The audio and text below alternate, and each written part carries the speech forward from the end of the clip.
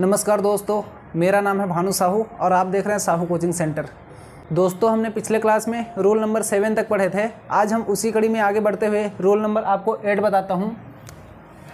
Roll number 8, rule 8। दोस्तों, हमने पिछले क्लास में जो ए और एन का यूज है, हम उसका बेसिक फंडा पढ़ लिए थे। अब उसके रूल, जिसको अलग अलग तरीके से एक ही सेंटेंस में यूज़ किया जाता है, मैं उसको आपको बताता हूँ। तो रूल नंबर 8 में आते हैं हम लोग। मैंने रूल नंबर 8 को नाम दिया unit and price. Unit and price का नियम। दोस्तों, यहाँ पे देखो, यूनिट मतलब इकाई और प्राइस मतलब मूल्य। यूनिट और प्राइस, इसमें दोस्तों ए और एन और द तीनों का प्रयोग होता है। जिसमें यूनिट है वहाँ हम द का यूज़ करते हैं, और जहाँ प्राइस लिखा है, जहाँ किसी का प्राइस शो कर रहा है या मूल्य शो कर रहा है, वहाँ हम किस साउंड में, अगर वोवेल आ रहा है तो एन का यूज, और कॉन्सोनेंट आ रहा है तो ए का यूज़ करेंगे। मैं आपको इसमें एग्जांपल से देता हूँ। Example number 1, milk is sold by dash litre. तो दोस्तों देखो, मैं इसमें आपको एक नोट करा देता हूँ। जहाँ पर भी यूनिट का बात हो रही है, जहाँ इकाई की बात हो रही है, वहाँ हमेशा आर्टिकल द का यूज होगा। और जहाँ प्राइस की बात हो रही है, वहाँ पे या तो इंडियन करेंसी हो या किसी भी देश की करेंसी हो, यूएस डॉलर, तो वहाँ साउंड के मुताबिक ए या एन का यूज होगा। ठीक है। अगर प्राइस की बात हो रही तो ए या एन का यूज होगा उसके साउंड के मुताबिक कि वो साउंड क्या दे रहा है। और यूनिट की बात हो रही है, इकाई की बात हो रही है, तो वहाँ आर्टिकल द का यूज होगा। जैसे milk is sold by litre. तो देखो, लीटर क्या है? लीटर इकाई है कि मिल्क को किस में बेचा जाता है, वह लीटर में बेचा जाता है।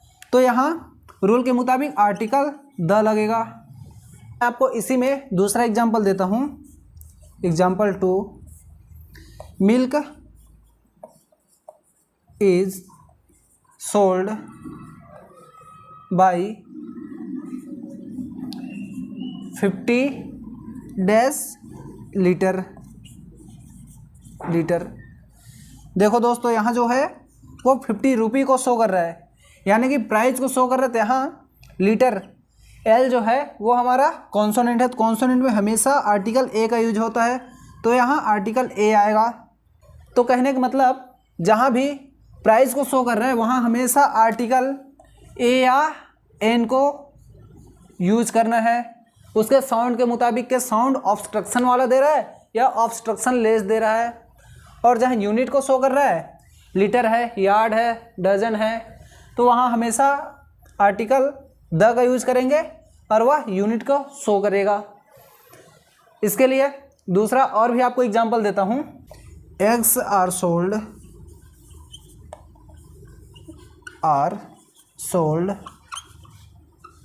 By dash. यहाँ दोस्तों आर्टिकल आएगा, और डजन, जिसको हिंदी में हम लोग दर्जन बोलते हैं। तो दोस्तों, जो अंडा है उसको बेचा जाता है डजन, यानी कि दर्जन के हिसाब से बेचा जाता है।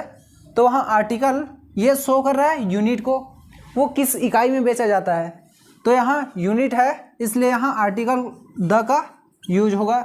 ये यूनिट को शो कर रहा है कि हमारा जो एग है उसको डजन में बेचा जाता है। अगर यहाँ प्राइस होता कि eggs are sold by 70 rupees dash dozen, तो दोस्तों ये जो इसका उच्चारण दे रहा है, इसके मुताबिक हम आर्टिकल ए या एन को लगाते हैं।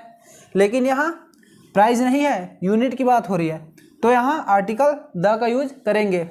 इसमें आपको एक और एग्जांपल दे देता हूँ। Example 4, earlier cloth was sold by dash yard। Yard. दोस्तों यहाँ पे बोल रहा है कि जो पुराने ज़माने में है, अर्लियर मतलब पुराने ज़माने की बात हो रही है। क्लॉथ वाज, कपड़ा बेचा जाता था, सोल्ड किया जाता था बाई यार्ड। यार्ड मतलब होता है गज, गज। दोस्तों जो पुराने ज़माने में कपड़ा बेचा जाता था वो गज के हिसाब से बेचा जाता था, यार्ड के हिसाब से बेचा जाता था। तो देखो ये जो यार्ड है वह इकाई को शो कर रहा है, इकाई को शो कर रहा है, इसलिए दोस्तों यहाँ आर्टिकल द का यूज होगा। इसके बाद हम लोग रूल नंबर 9 में आते हैं। मैंने इसको नाम दिया unknown, unknown person. Unknown person मैंने आपको पिछले क्लास में बताया था, प्रॉपर नाउन के पहले आर्टिकल नहीं लगेगा, लेकिन आर्टिकल द कब लगेगा? जब नाउन के साथ सरनेम प्लूरल हो। सरनेम किस फॉर्म में हो? प्लूरल फॉर्म में, प्लूरल फॉर्म में हो तो वहाँ आर्टिकल द का यूज होगा, और वह संपूर्ण सरनेम, उस सरनेम के जितने भी है उस फैमिली में, वो सबको शो करेगा। लेकिन इसके साथ मैंने आपको एक और बताया था, द आर्टिकल द है, इसके साथ प्लस मिस्टर या मिस या मिसेस के साथ सरनेम लगा हो, और उसके बाद सिंगुलर नाउन, सिंगुलर नाउन हो, लेकिन वो किसी परफेक्ट या किसी एडिशनल जानकारी दे रहा हो तो वहाँ आर्टिकल द लगाएंगे। नहीं तो फिर उसके मुताबिक जो साउंड दे रहा है, मिस्टर, मिसेस या मिस, उस साउंड के मुताबिक आर्टिकल अपना ये माँ का साउंड दे रहा है, माँ का, इसलिए यहाँ आर्टिकल ए का यूज होगा। इसमें आपको एक एग्जांपल देता हूँ। A Miss Sharma, Sharma is waiting for you.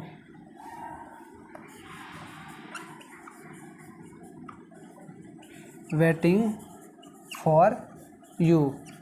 तो दोस्तों देखो, मिस शर्मा, मैंने आपको पहले बताया कि वो साउंड के बारे में बात कर रहा है कि जो मिस का साउंड है वो म का दे रहा है, तो वहाँ आर्टिकल ए लगा है, क्योंकि साउंड ऑब्स्ट्रक्शन वाला दे रहा है तो आर्टिकल यहाँ ए आएगा। ये दोस्तों 100% राइट सेंटेंस है। आर्टिकल यहाँ द क्यों नहीं लगा है? क्योंकि उसके बारे में कोई एडिशनल इन्फॉर्मेशन नहीं दिया गया है, इसलिए आर्टिकल यहाँ द नहीं लगा है। अगर उसके बारे में कोई एडिशनल इन्फॉर्मेशन होता तो यहाँ हम आर्टिकल द का यूज कर सकते। तो दोस्तों इसी के साथ मैं आज अपने क्लास को समाप्त करता हूँ।